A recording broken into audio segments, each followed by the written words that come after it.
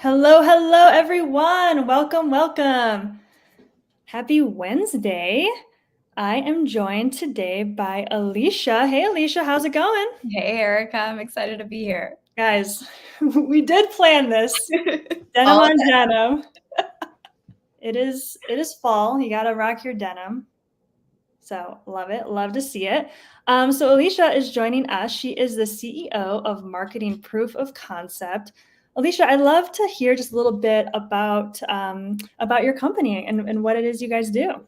Yeah, definitely. I actually can just reference this slide here and talk through it. So, marketing proof of concept, which I call MPOC for short, I started in 2020, which was peak of pandemic, resurgence of the Black Lives Matter movement.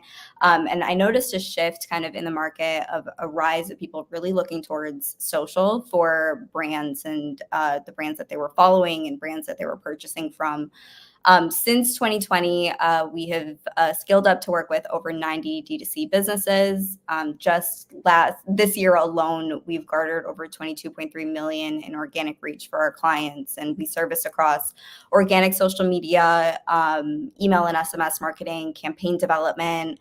And then also really just tracking, okay, what is our overarching marketing spend and how are we disseminating that across each of our different channels? We've had clients that have partnered with or invested in Buy or have been featured in with the likeness of the Jonas Brothers, Dwayne Wade, Tiana Taylor, and Naomi Campbell. And we have the esteemed honor of, as of last year, partnering with the global leader in fragrance and beauty, Horizon Beauty Group.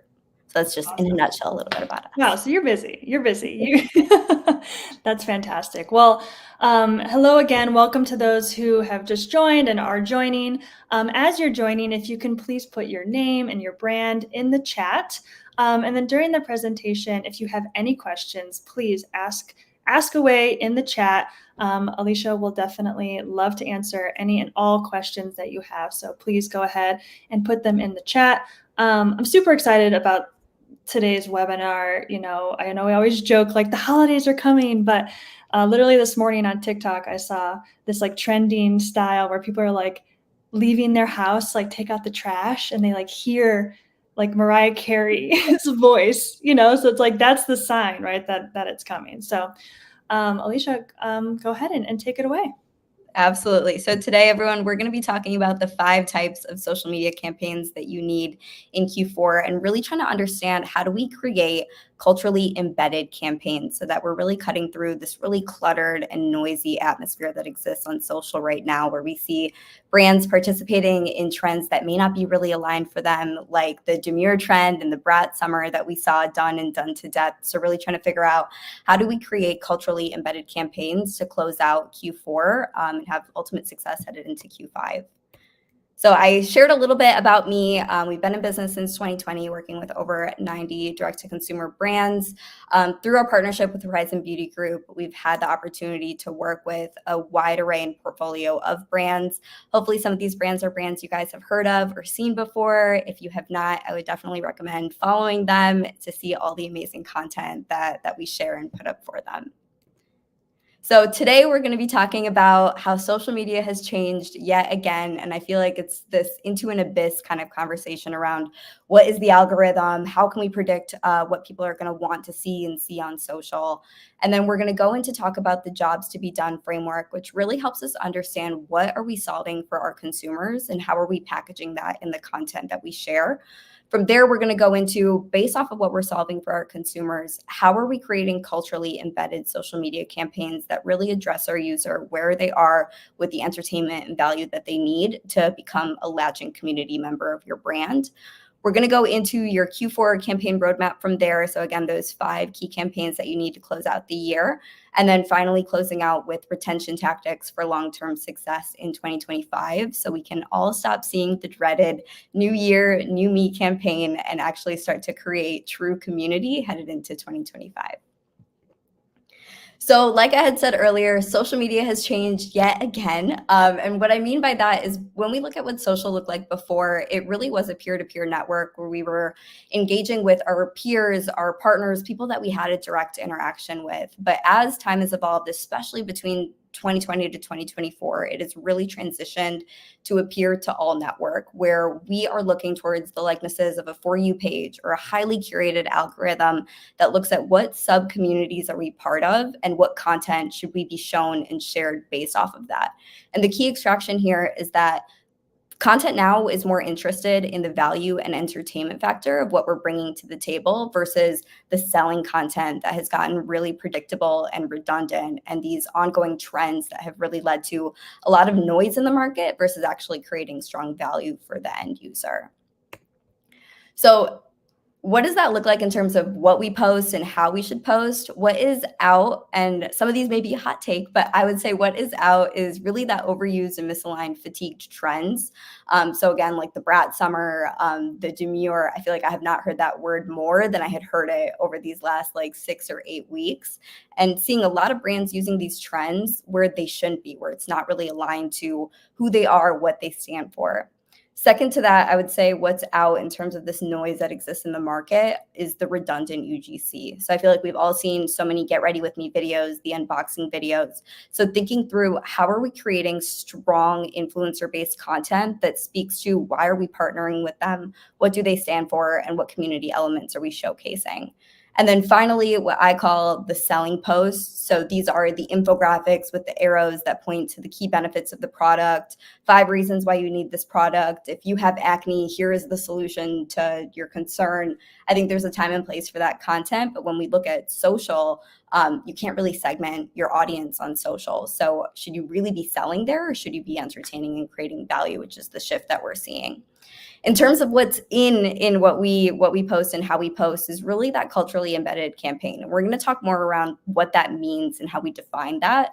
But if we look at, okay, these fatigue trends, how can we transition that to real entertainment series? One thing that we've done with a lot of our brands that we've seen such great success for are skits and multi-post series, where we're gaining the user's watch time based off of and leveraged against these pop culture trends that are taking place, and the mass movements of watching Love Island USA or Love is Blind, curating that into our social campaigns.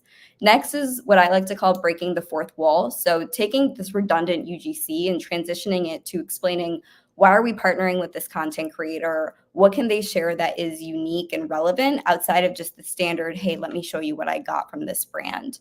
And then finally, and something I talk about a lot with our brands, is the tap test. So is the content truly transparent in terms of how much we share, authenticity behind the truth of the words and actions of that piece, and polarizing? Are we pitting our audience against each other to draw out a group that is a super consumer that's really going to advocate for your brand?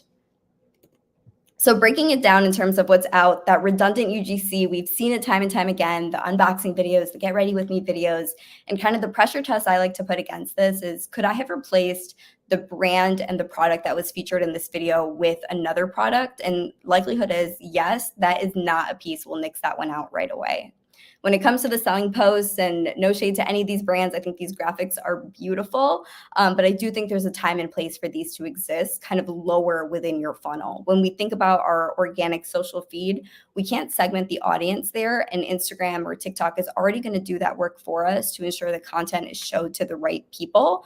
But these 9 times out of 10, maybe not that exact stat, but oftentimes are going to be consumers who are not familiar with the brand. Again, thinking through this entertainment and value factor as we're scrolling through a For You page or through your Instagram Reel Explorer page.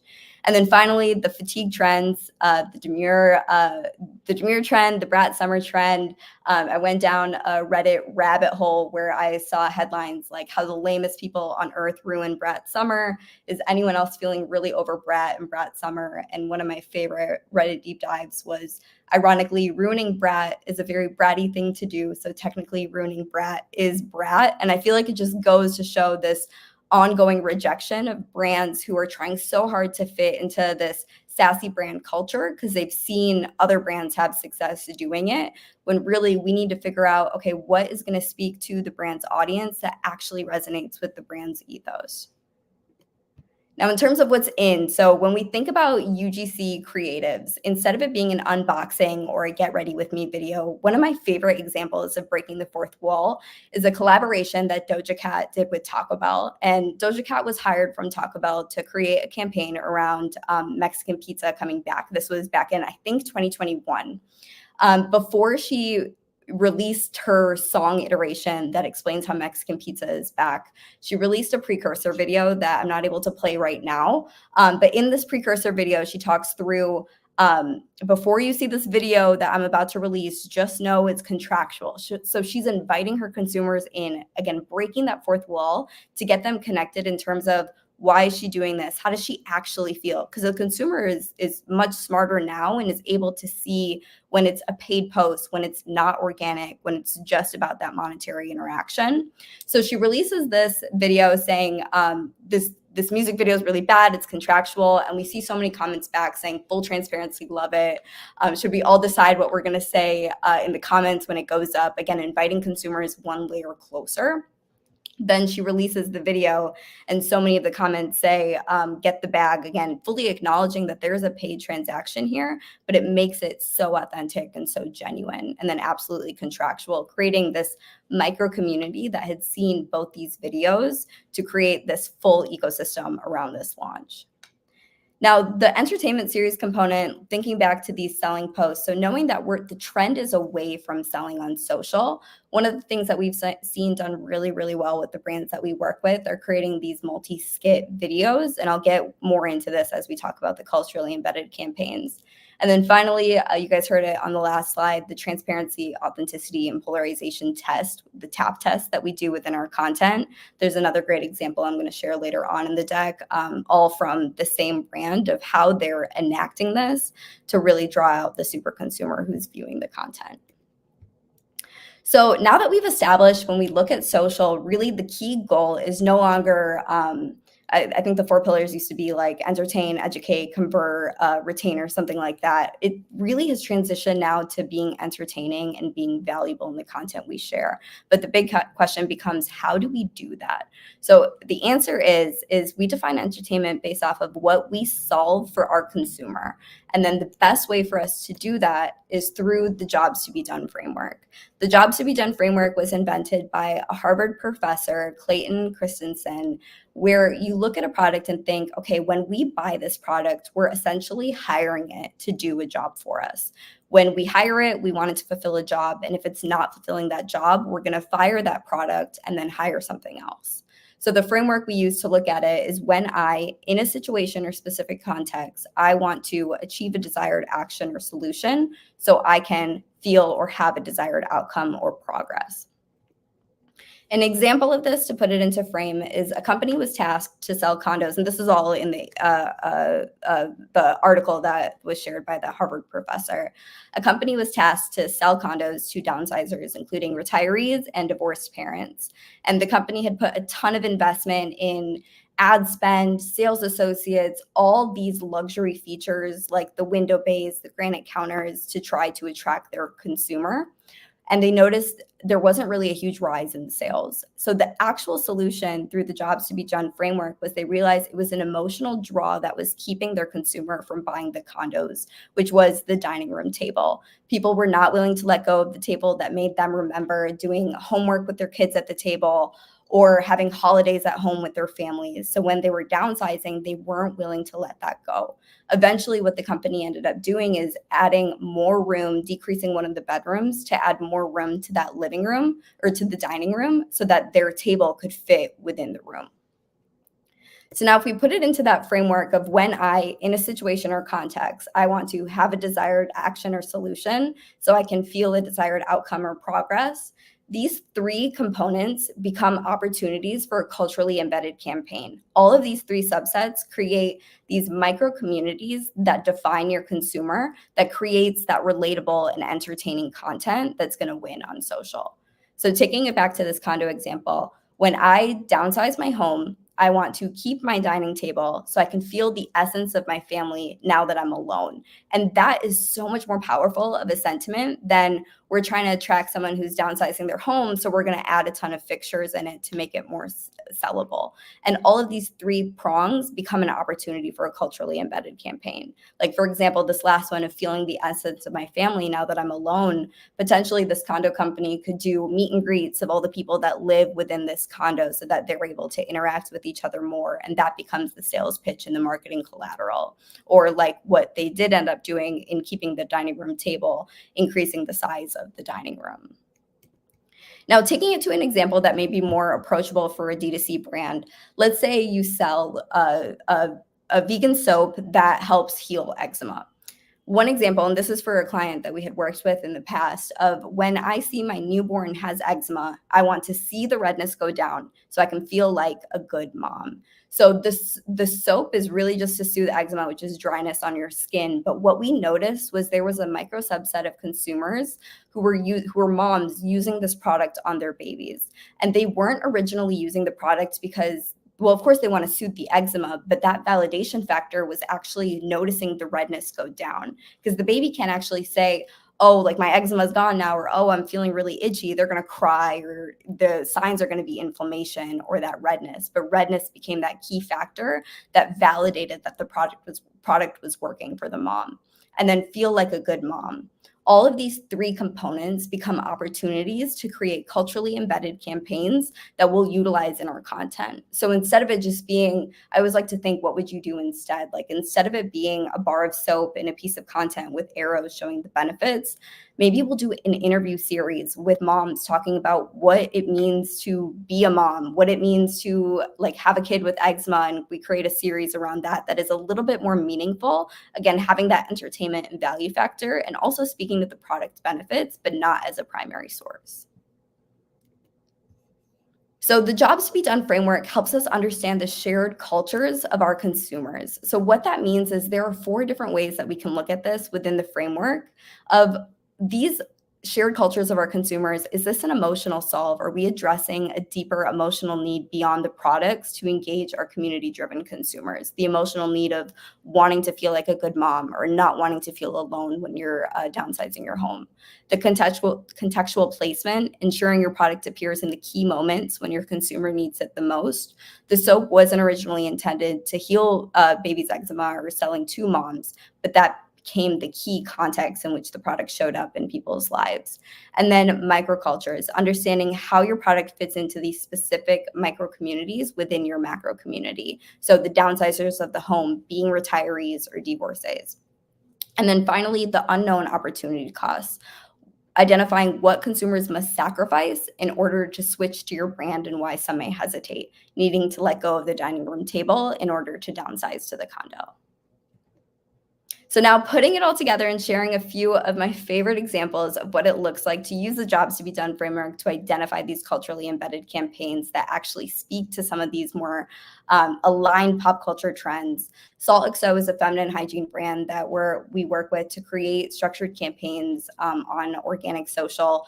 And we had started at the rise of Love Island USA. Hopefully whoever is on is familiar with the show and kind of premise around the show, but just like the quick 2-liner is, it's a dating show where people are paired up with each other, bombshells come to try to break up the couples, and there's voting and challenges to keep the couples together or apart. And we saw the rise of the show in terms of the follower growth from the key cast, where we saw followers go from 12K to over 2 million K. Love the show. Me too. Great show. And we saw that follower growth and like how popular it became. So we started testing it in really small and cost-effective ways, because doing these shoots, doing these campaigns there is a monetary investment, and we don't know or necessarily have the tools right now to predict, is our consumer watching this show? So what we did is we started seeding a few of the key phrases in the show in some of our captions, and we saw so quickly how our audience latched on to how we were participating in that conversation. So the premise of this campaign, in one of the videos I'm going to share, was around a product that was being reintroduced to the brand, the Femme Rejuve oil, which is an oil. And what we had constructed around it is a multi-pronged series where the final video was where Femme Rejuve oil had to choose between other products that it could pair against. And as we started dripping out this content, we noticed such a wide positive feedback from our user base, and these applause metrics, the comments, shares, saves were far beyond what we see our average to be. So we knew we had a winning structure here, knowing that there was a microculture of our audience that was watching the show, tuning in every night at 9 p.m. Eastern to see. And we well timed this to coincide with once the show stopped, we then released this campaign. So really capitalizing on people's attention span that were missing that 9 p.m. regimen that they had already constructed. So I'm just going to play a few seconds of one of the examples of that video. Femi, you get to pick whether you save Yoni or Erotica. I feel like me, Yoni, and Erotica have built such a strong friendship. I couldn't imagine being at the Volvo Villa without them here. We really are the big three. Erotica, you match my energy. We're really like twin flames. When I want to get down and dirty, you getting down and dirty. When I want to soothe, you want to soothe. Like, you my girl when I get down and when I'm relaxing. But Yoni, you really been my girl since day one. We would have kicked it in this villa in another lifetime for sure. I can't picture myself in this villa without you. To you. All right. So I won't play the whole thing. It is left on a cliffhanger, but you could watch through this series on the page right now. And we saw such great anecdotal feedback and also by the metrics as well. But some of my favorite comments in here was not me invested in the mini scripts because I actually love the show. It's definitely giving. And I always like to think of, okay, what would we have done instead when we're relaunching a product and we're trying to explain what it pairs with best? We could have so easily put together a graphic or a reel that showed the products together, explained here are 5 reasons why you need to use this wash and this oil together. But instead, this, again, entertainment and value-driven content really pierced through the noise and latched our audience on for its ultimate viewership. Another example, and I know Dana Bly, the founder of this brand, is watching live right now, and she probably did not think I was going to play her rap video, but to give it a little bit of context, so Part of My Fro and Kaleidoscope are 2 brands that were involved in this project, and both are multicultural hair care brands that live on retail shelves today, like your Targets, Walmarts, JCPenney's, et cetera, CVS. Kaleidoscope had put together a video that basically was a rap battle announcing that they are the elite multicultural hair care brand in the space. Everyone is copying what they're doing, all in complete good fun. And Part of My Fro responded back to this video with a rap battle back, explaining, yes, we have, we both share shelf space, but why can't we both win? And really the crux of this, thinking back to what we're solving for our consumer, is that unknown opportunity cost. So what our consumer will need to sacrifice in order to switch to your brand and why some may hesitate. Thinking through when a consumer is in the aisle pitting against 2 brands, do I pick Kaleidoscope? Do I pick Part of My Fro? They may have recall from this series and think, you know what? These brands told me I don't need to pick and I can just go with both of these brands. So I'm going to play just a few seconds of that rap battle and then I'll address some of the comments.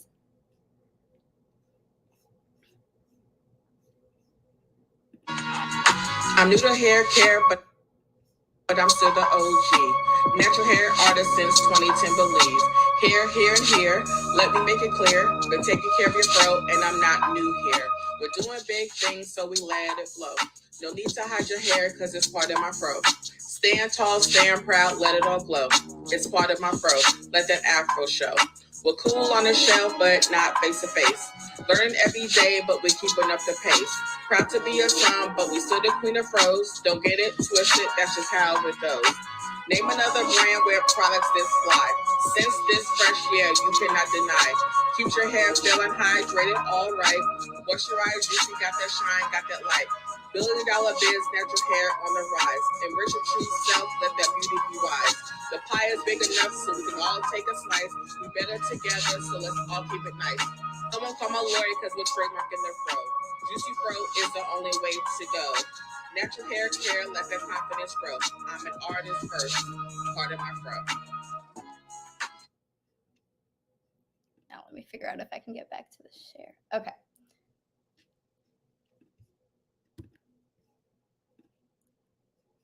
So I hope you guys enjoyed that. But some of my favorite comments on here is this was a reminder I needed to re-up on the products. Other comments said, you're right. We don't need to choose between brands. Why can't we all win? Which was really validating to see that we're not really pitting brands against each other.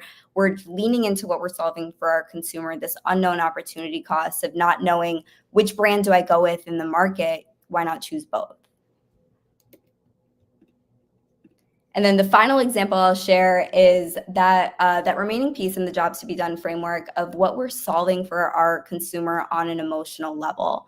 SaltXO had an idea to do a Mean Girls based campaign, a project or a movie that's so relatable to so many people. There's so many iconic quotes from this movie.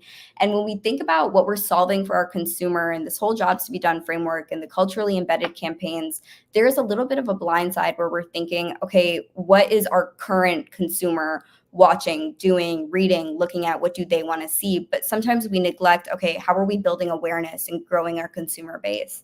So through this Mean Girls campaign was able to tap to a new audience and really discover through shared community beliefs of loving this movie, loving the key quotes, to really bring about a new audience group.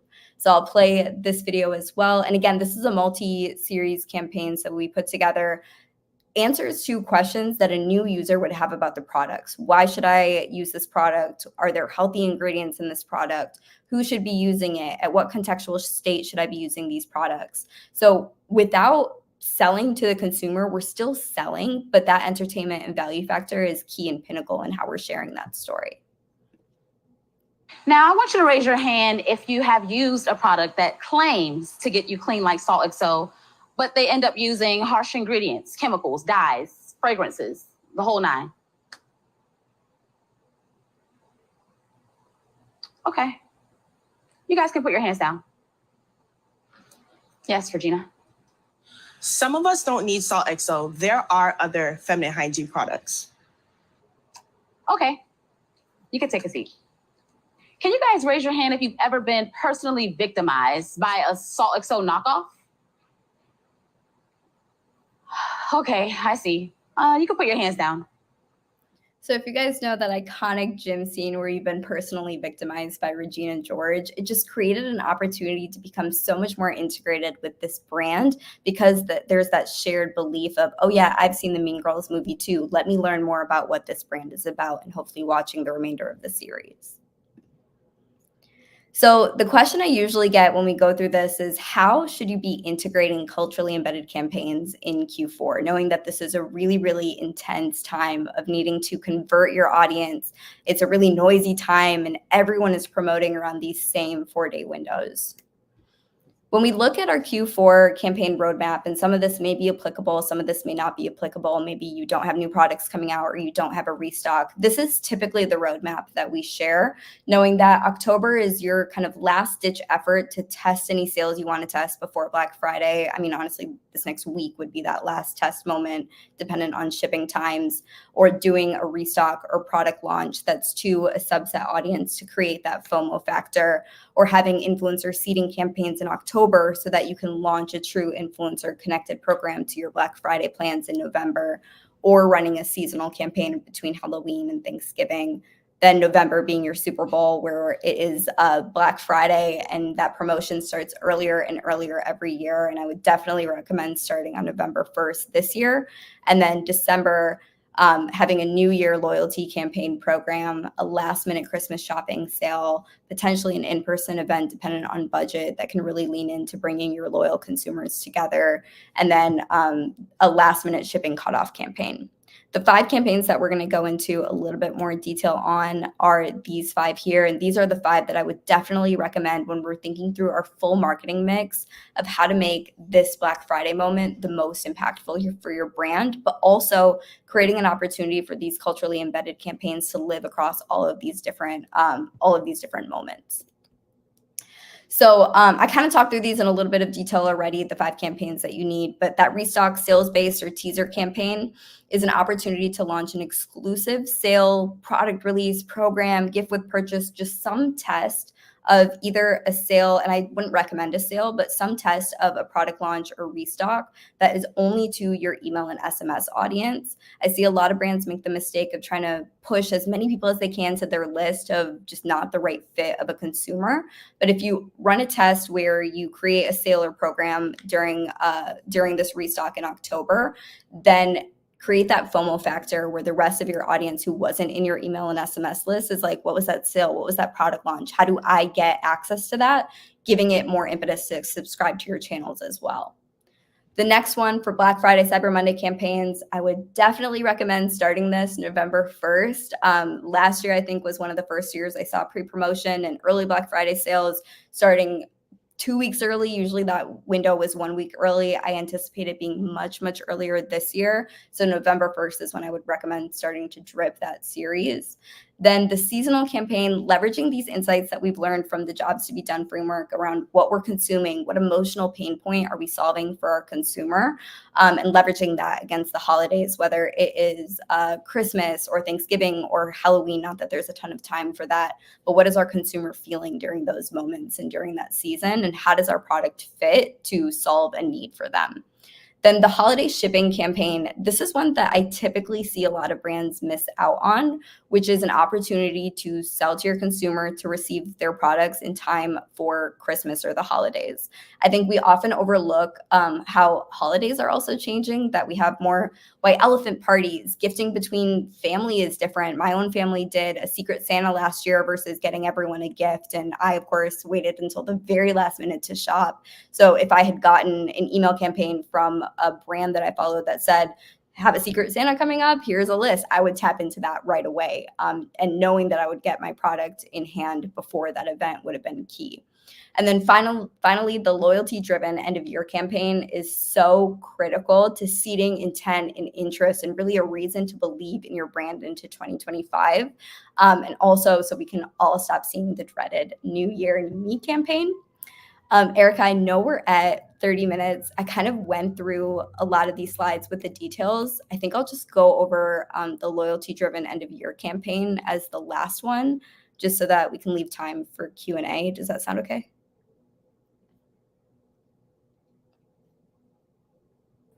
Yeah, no, sounds great. You have plenty of time. Okay, awesome. So the loyalty-driven end-of-year campaign, so seeding your customers' interest for 2025, there are really expensive ways to execute this and really approachable ways to execute this, whether it be, and I think low-hanging fruit would be an exclusive loyalty sale, which is celebrating your customers who have purchased in that upper 75% quartile. So let's say your average number of orders placed in 1 year is 2, the peak is 5, somewhere around that 75% quartile. If you have like a system like Triple Whale or reading your Shopify reports, you'll be able to see maybe that number is 4 purchases and above over the year. You're going to segment your email, SMS audience. Of course, you can't segment on social, so this is just for that subgroup of people who've purchased more than 4 times, and maybe you run a loyalty sale to them. Maybe for that same audience group, you send a personalized mailer that thanks them for being so true to your brand in 2024, which effectively seeds their intent and interest, because who receives mail anymore?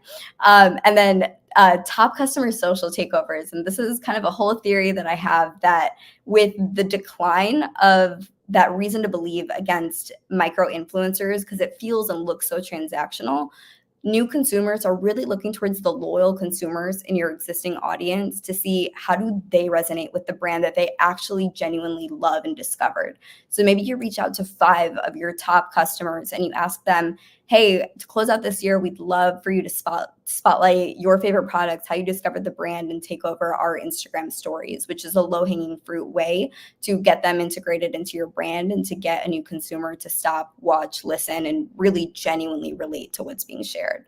And then the final one within the more approachable price point, so to speak, is the co-creation opportunity. So taking your champion consumers and having them join a focus group or a Zoom call with the founder or product development team and talk through what do they want to see from the brand in 2025. And it also gives them an opportunity to relate to each other and see each other. The more expensive version of that is doing that in person, but I think Zoom works just as well too. So on the other side of it is having private VIP events. So whether it's for your top customers, either virtually or in person, to really strengthen that relationship. And it also involves an opportunity to learn from them, again, what they want to see from you in the future. Then the top customer visits. This is one of my favorite ideas. I have not had a brand execute this yet, but I know it's definitely on the table for a lot of our clients, is actually going to our consumers' home. So again, that top 5 customer, maybe it's the right fit, going into their home, into their vanity if it's a beauty brand, into their bedroom if it's a bedding or home decor, and actually having the founder engage with that consumer, bring your video team and have a genuine conversation and genuinely gift them or relate to them or champion that super consumer again.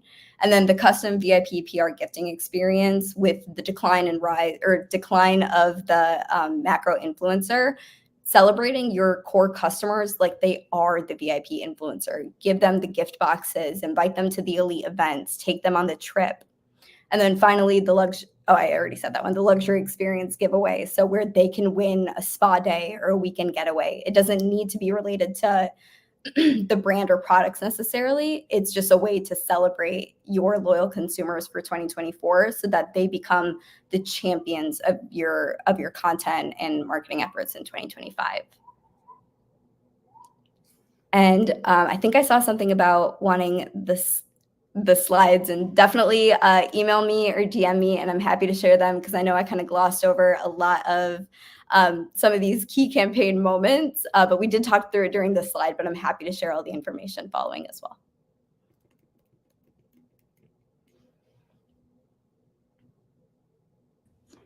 All right, awesome. Well, Alisha, this is fantastic. Thank you so much for all this information and all these great examples. For those who are watching, if you have any questions, please go ahead and put them in the chat, and then we'll pull up your question and answer it together live. In the meantime, a question that I have, you shared a ton of really great examples. I love the 3 examples that you shared, and so much creativity went into those examples. What is your approach for, concepting and iteration? Gosh, I feel like it changes brand to brand. There's some teams where we operate so lean, where it's literally with our iPhones and we are in the warehouse and we're being so scrappy, coming up with ideas on the fly because the models or actors in the content is the warehouse crew. Like these aren't sophisticated actors or actresses. So it's figuring out what can we create that feels genuine in the moment, but it becomes an iteration process behind what we see the consumer react to. So if we see, okay, we did this really emotional campaign around Mother's Day where people were honoring their moms, saying things they love about their moms that we thought would be such a good idea. We post it, no engagement on it, not a single comment, anything. Our user just did not care to hear from us for this type of Mother's Day campaign. So we said, okay, let's take these learning lessons and let's adapt. Let's lean into humor because that's where our sweet spot is with our consumer. So it's definitely, I think, iterative, lots of on the fly line changes and being lean with who we have in the room in the moment. I love it. Scrappy. I know we have a question here from Constance. The question is, how does one take over your Instagram stories? Exactly. So exactly like you said, they create the content and they save it and share it with you, either with text or like in a Google Drive folder, and they just number it in terms of the order in which they want it posted. And the kind of hack that we use to make it feel genuine is we won't post all like 6 segments or 8 segments of the story takeover at the same time. We'll stagger it out like every hour or every other hour, thinking through, okay, every time someone opens up their phone, we want to see the next leg of this takeover. Great. Another question that I had, I know you mentioned that's trending these multi-series. Talk to us a little bit about a multi-series. Like how many on average posts or videos are typically in a mini series? We right now, as we're testing it, because we've seen such strong feedback in the performance, which kind of goes against almost everything that we thought. We would think, okay, attention spans are really short. people aren't going to want to wait a whole nother day for the next series of this video. But it almost became like a Klingon factor. Like they'd see the first one and they'd go, okay, I'm ready for the next one. When are you dropping the next video? And we saw that comment interaction on the first one. There's two ways we look at them. We look at the micro skit series and then kind of a major campaign. If we're doing micros are 3 at maximum, but majors could go anywhere from 4 all the way up to 8 is the maximum we've done. But if we're doing 8, we're making sure that the website is speaking the same language. Our email and SMS is the same. Any in-person marketing events going on, it's all centered around this same concept. And we also integrate it back with our email and SMS. So if we're thinking about that Love Island concept, though that one was just a mini series of 3 pieces, in the second piece, we had people comment which other product was Femme Rejuve oil going to save as she was voting one character off the island. Oh, wow. So you're almost like writing the script live. Exactly. So we incredible. integrated that back with ManyChat, which is a social plugin where we can automate DMs going to people's accounts. So they'd comment and vote which product they'd want to kick off or save. And then we DM them an exclusive link to shop that product on sale or something like that. So we're integrating it back through the series to create shopping moments. But it also becomes a watch time factor where we say, okay, if you are just tuning in at video 2, we're going to remind you to watch video 1, 2 in the caption so that we're engaging you out of the For You page and into our actual content.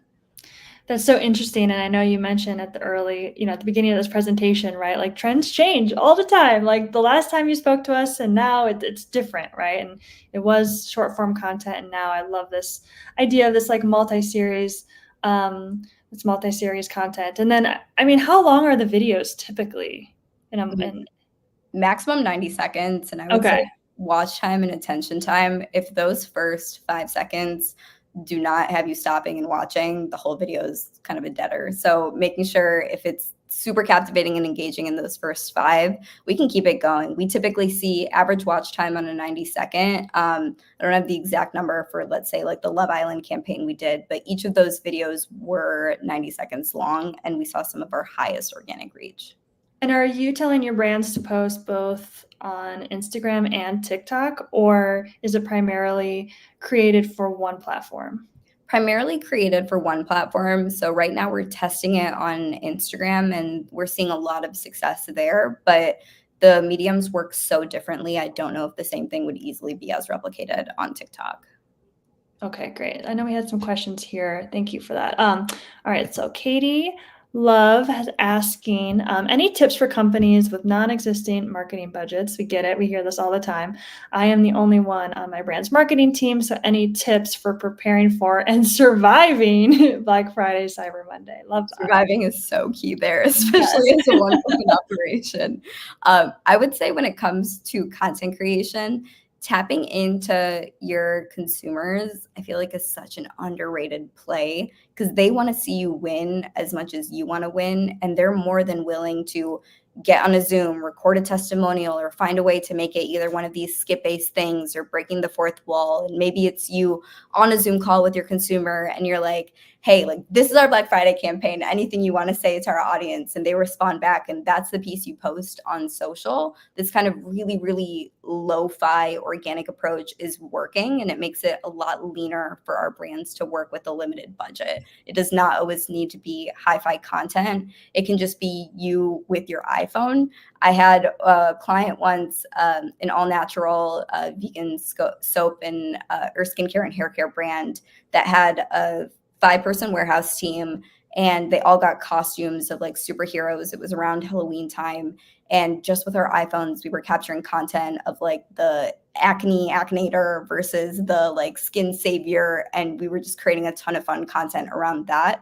And the budget was just the cost of the costumes, really. Wow. And I feel like you hit on something key there, right? It's like, if it's fun to make, it's fun to watch, right? And definitely having fun with it. So that's great. Okay, another question here. All right, to get incredibly tactical, what is a first step a brand should take to get started on figuring out what kind of content to create? And then, oh yeah, this is also a great question. I know what you shared was primarily video. Where do you think photos fit in with your strategy? Okay, there were like 2 questions in that, so I'll take the first one. The first step a brand should take to get started on figuring out what content to create. I think this leans back into what I shared regarding the jobs to be done framework. Like, what are you solving for your consumer in terms of how you show up in their life? What are you solving for them on an emotional level? Because again, that soap company, for example, creating soap to heal eczema, they didn't intend for that audience to be moms healing their babies and wanting to see that redness go down. That in itself becomes the first step to figure out, okay, who is going to be in our content? Moms. What are we going to show? We're going to show before and afters of redness going down. What are we going to show as that gratification factor? We're going to see the mom feeling like a good mom. Maybe she's giving a testimonial saying, I felt so stressed, I didn't know what to do, and now I know how to care for my child, really drawing in on that emotional lever, which becomes those 3 key things that you need to figure out what kind of content to create.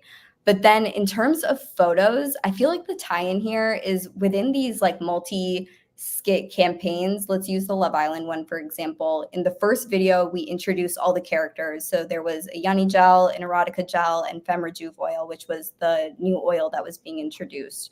We had the skit, but then we so easily could have used imagery of the models holding the products, or having people vote using infographics and really leaning on to capitalizing on comments to make sure that performs on social. So I feel like there is a way for all of the content pieces to play together, especially since we've already validated that multi-pronged campaigns or multi-series based campaigns are holding the user's attention. They're willing to watch through all of these different pieces over multiple days. So I think there's a way to get really fun with animation content, so not even with models or with models and actors or with graphics or drawing illustrations or putting signs up on billboards. Like there's so many different ways to do it, to create that multi-series post. Great. Okay, there's another great question here. How do you utilize campaigns across clients? Do you utilize campaigns across clients? And if so, how do you execute them without making them too similar?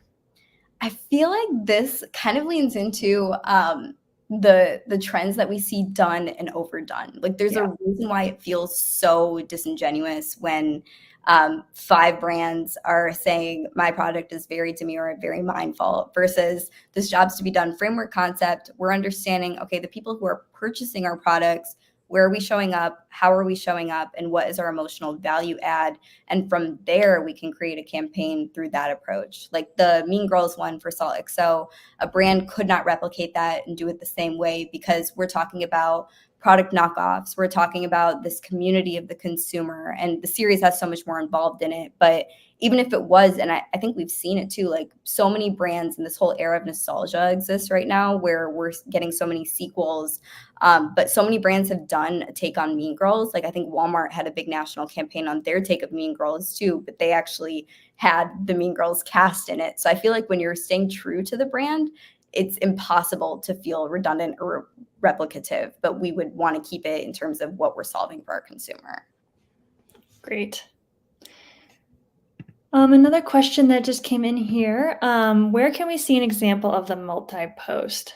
I would definitely recommend checking out either Salt XO's page or Part of My Froze page.